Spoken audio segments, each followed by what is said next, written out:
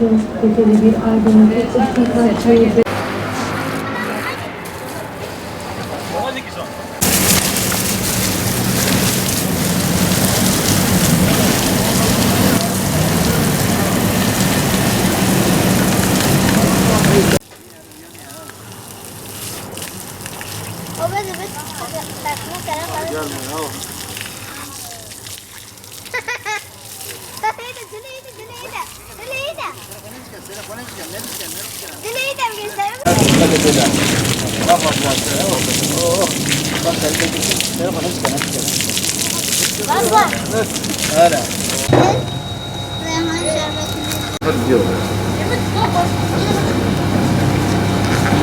Şu an yanıyor 56 derece.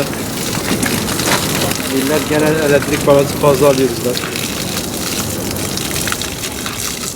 Peki şu an ne yapıyorsunuz? Vallahi burayı suluyoruz sıcak. Çok sıcak olduğu için biraz harareti indirmeye çalışıyoruz.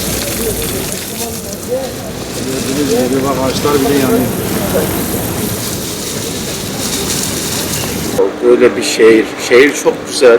Çok ama yani sıcaklığı bizi bulantıyor artık. Yani böyle bir sıcaklık hiçbir şehirde yok diye düşünüyorum. Yani böyle devam ederse millet bayılıyor zaten. Ya bayılıyor ya bir şey oluyor. İdare edemiyoruz artık bu şehirde. Vallahi artık da çıkacağız bu şehirden. Ki sıcaklık kaç derece böyle? 47 derece 50 dereceye gidiyor yani. Çok acayip yani. Vallahi ben ceket giymişim ki yanmayayım. Şey olmayayım diye. Kask giyiyorum. Şu kaskı da kafama aldım sadece şu sıcaklık yüzünden. Başıma vuruyor, başım dönüyor. Eyvallah.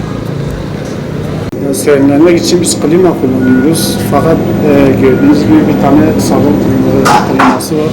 Onlar da dahi çalışmıyor bu sıcaktan ötürü. Randıman vermiyor, soğutmuyor. Yani bir iş yeri için bir tane klima değil, belki 4-5 tane klima olsa anca yeterli olur. Ama maalesef onlar da çalışmadığı için fazla serinleyemiyoruz.